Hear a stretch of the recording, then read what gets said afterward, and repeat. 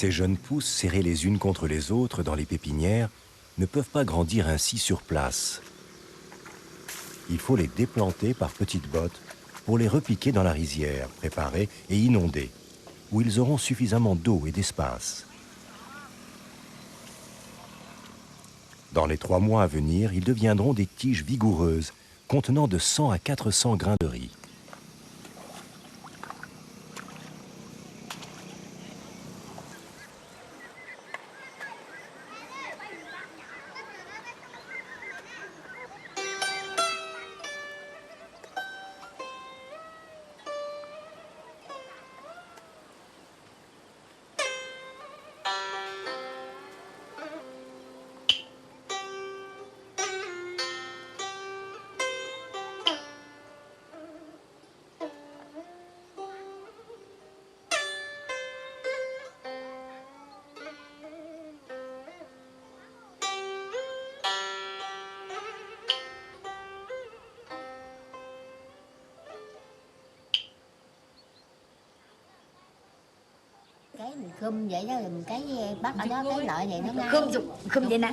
Pour repiquer le riz, c'est comme ça. On se baisse, on recule. On a toujours fait ainsi.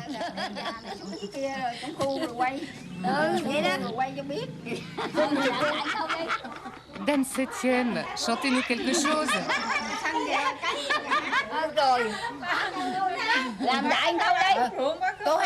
Par le ciel et la terre. Chantez.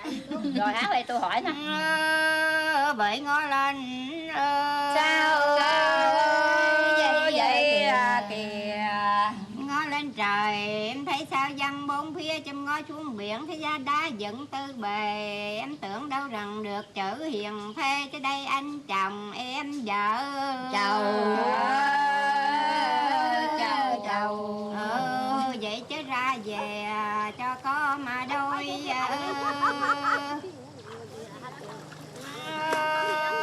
bởi đó nói mà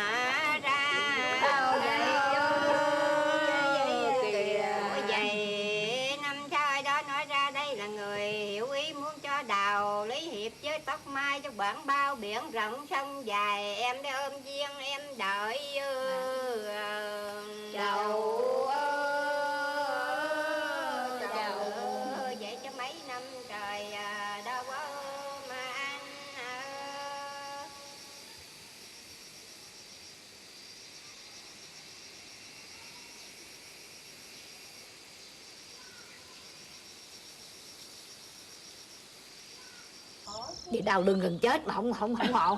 Quand on repique le riz, on est courbé à longueur de journée. On a toujours la même position. Ce n'est pas possible de s'asseoir pour repiquer. On doit se courber. Vous savez, notre dos nous fait vraiment souffrir.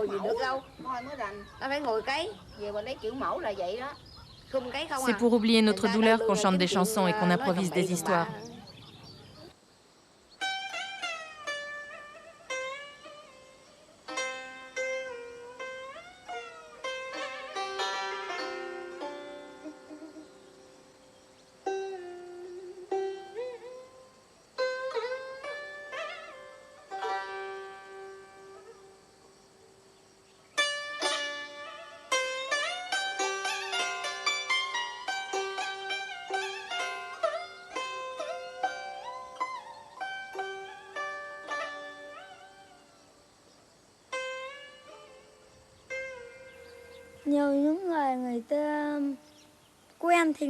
Souvent, les gens qui plantent le riz comme ça,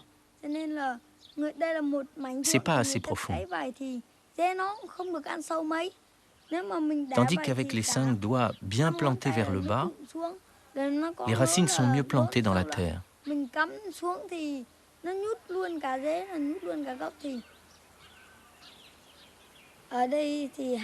Ici, il y a 2 récoltes, en mai et en octobre. Pour la récolte de mai, il ne pleut pas trop. C'est bien car ça n'inonde pas le riz. Mais au mois d'octobre, quand la mousson arrive, L'eau descend des montagnes et inonde tout pendant 3 à 5 jours. Après, l'eau se retire et le riz commence à mûrir. Il arrive parfois que l'eau reste pendant plus d'1 mois. Alors le riz pourrit et on perd la récolte.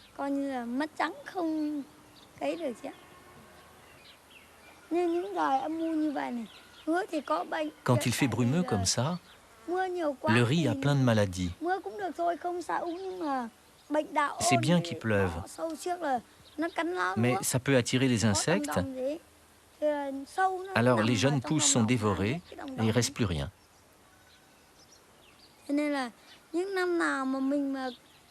Il y a des années où la récolte est moins bonne.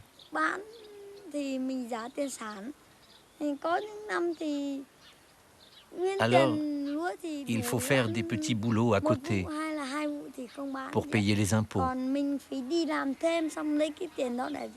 Et il y a d'autres années, quand la récolte est vraiment mauvaise, il faut emprunter.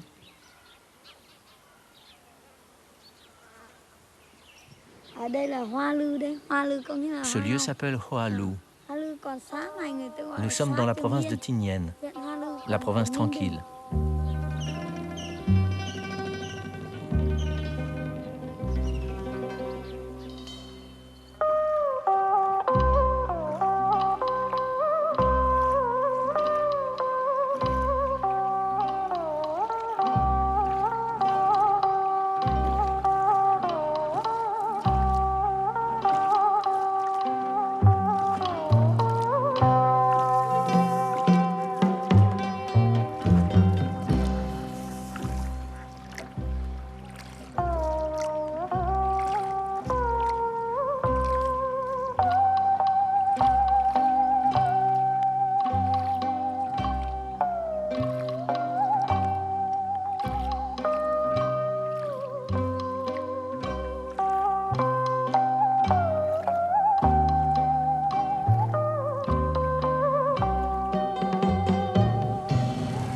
Une fois les rizières repiquées à la fin du mois de janvier, le paysan peut enfin profiter d'un moment de répit.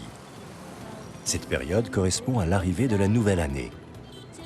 À mi-distance entre le solstice d'hiver et l'équinoxe de printemps, le Tet dure du 1er au 7e jour du premier mois lunaire. C'est le plus grand événement de l'année.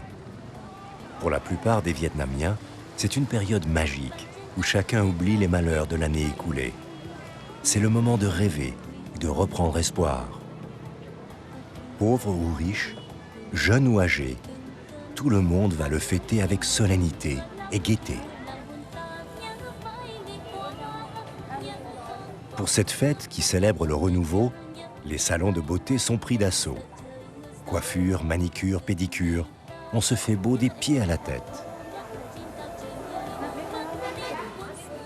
On nettoie les maisons, on les repeint pour que l'année commence sous un jour neuf.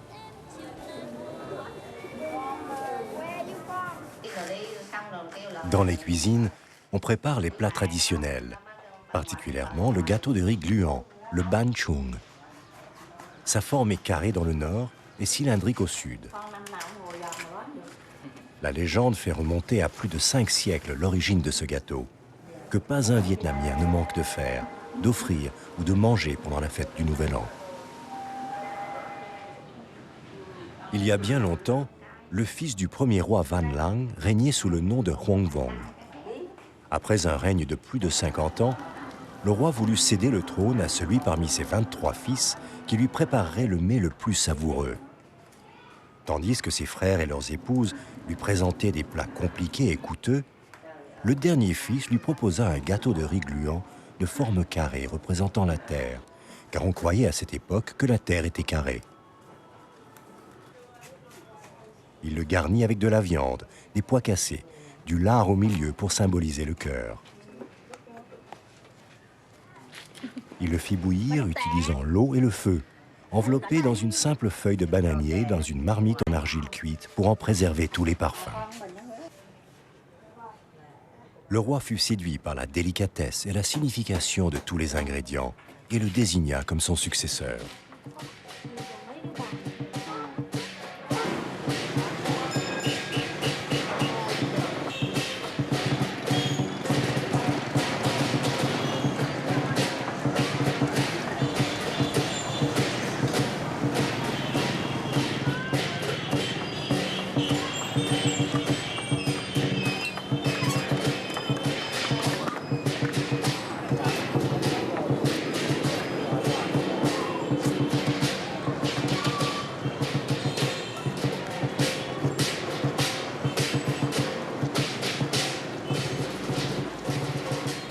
Difficile durant cette période de l'année de ne pas voir rouge.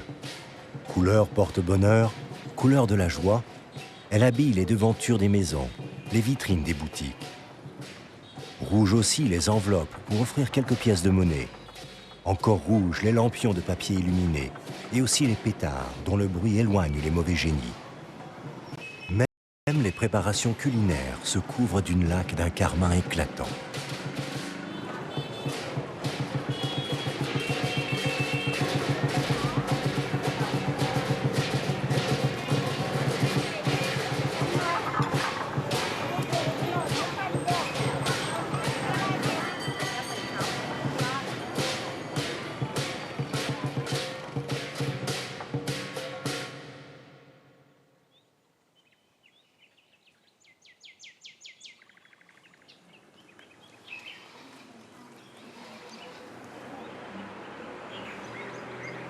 Le premier jour du Tet, chaque famille reste à la maison.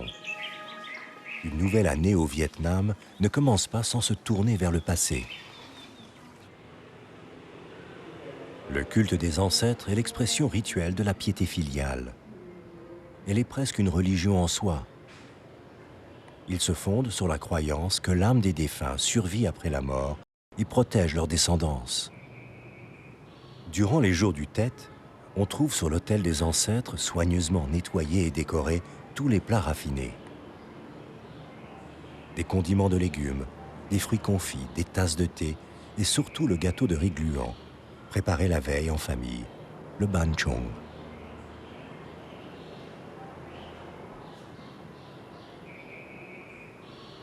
Devant l'autel où trône la marmite de riz, le chef de famille allume les bâtonnets d'encens pour inviter les âmes des ancêtres à venir passer le Tet avec les vivants.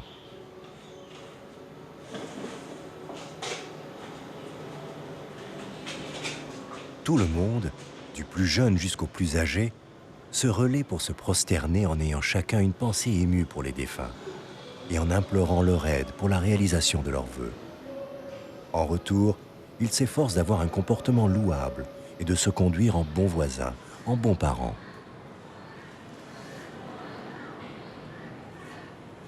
Les chefs de famille leur font le compte-rendu de tout ce qui s'est passé pendant l'année écoulée et demandent leur bénédiction pour celle à venir.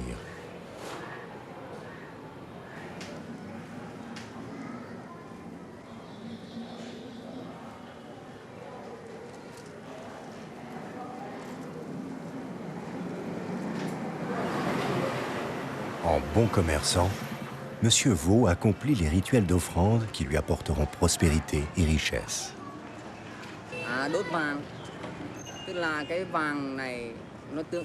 Le papier doré que nous faisons brûler sur les autels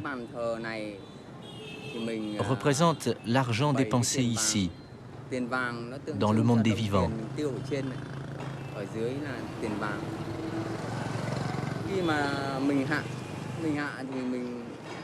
On en fait des offrandes pour que les défunts puissent en profiter dans l'au-delà.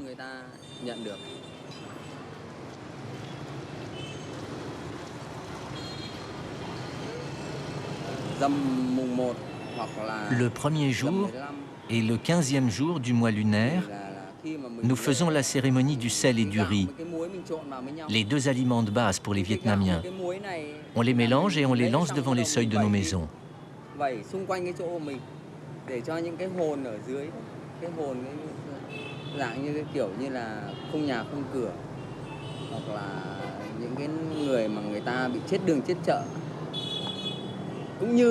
C'est pour nourrir les âmes errantes, les morts sans descendance, qui passent devant nos portes. Si nous le faisons avec sincérité, elle nous protège.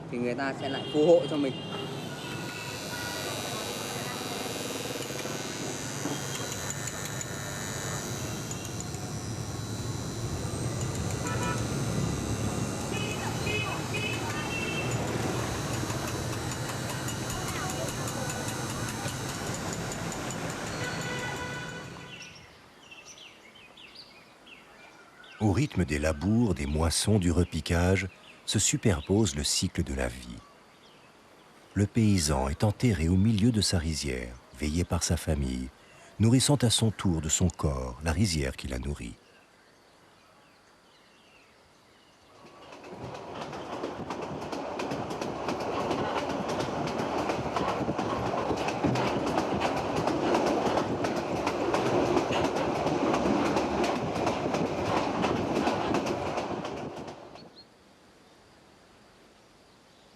Au nord-est, près de Cao Bang, dernier arrêt avant la frontière chinoise, le travail dans les rizières reprend après la fête du Tet.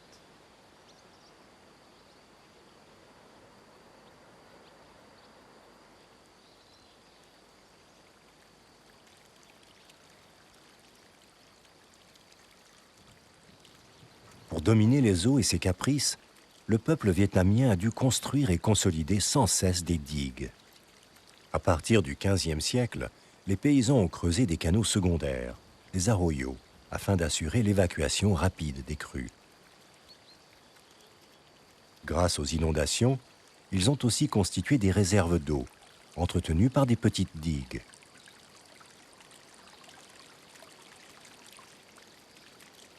Les diguettes sont aussi étroites que possible pour perdre le minimum d'espace.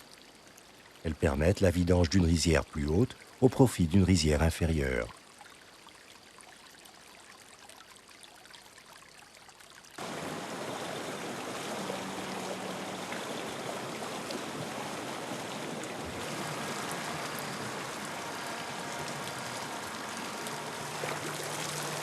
L'eau est omniprésente au Vietnam.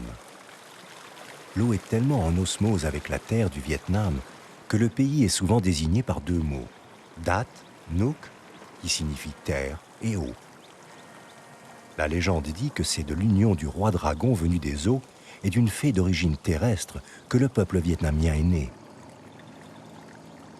L'eau est en plus pour les Vietnamiens la raison d'être de ce monde. Elle est le mot synonyme de patrie.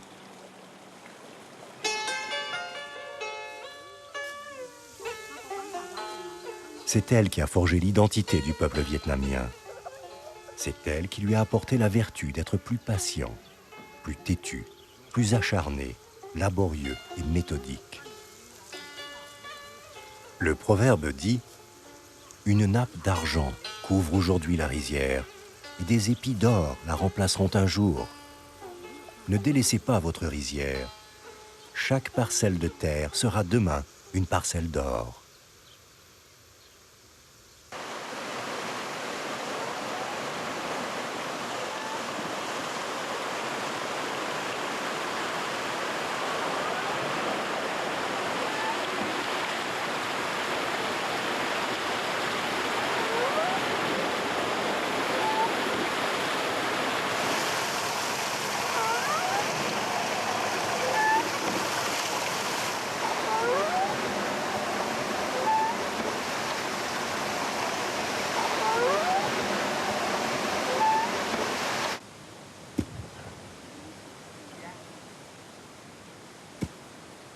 Le riz, une fois récolté, ne se consomme pas comme le blé aussitôt dépiqué. Dans la plupart des foyers, une journée commence par le décortiquage de la ration familiale de riz. Pilonné dans un mortier, le paddy se débarrasse de son écorce, dure comme de la pierre.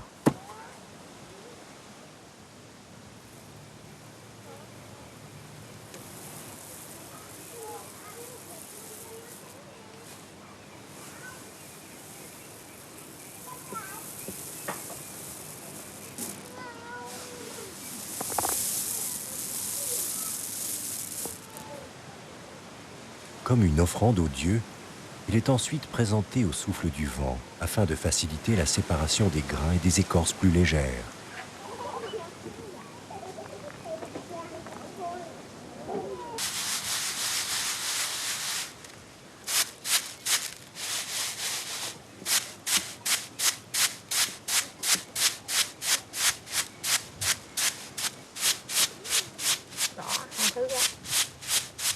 Aujourd'hui comme hier, on continue de répéter les mêmes gestes de génération en génération.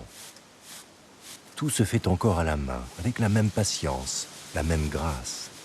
Le décortiquage au pilon, les mouvements des femmes qui vannent le riz, qui le tamisent sur des plateaux tressés, jusqu'à ce que les grains d'un blanc nacré apparaissent dégagés de leur enveloppe.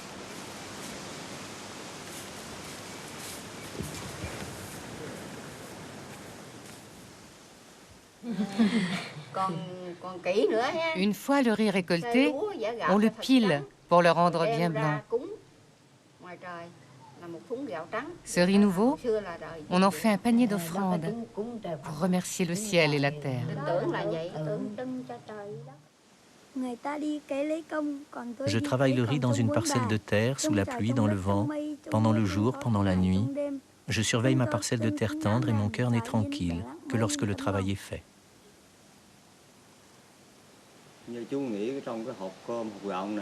D'après moi, le savoir-faire laissé par nos ancêtres est précieux. Je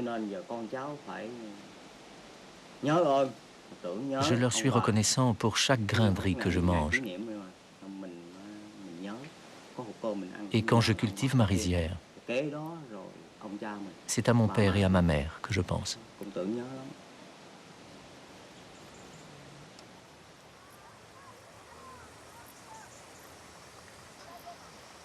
Dans ce pays où le confucianisme influe considérablement sur la société, le paysan vietnamien vient au second rang de l'échelle sociale par rapport aux lettrés, devant l'artisan et le commerçant. C'est par son ingéniosité et son humilité que le paysan arrive à maîtriser le cycle du riz et à trouver entre ciel et terre sa juste place d'homme.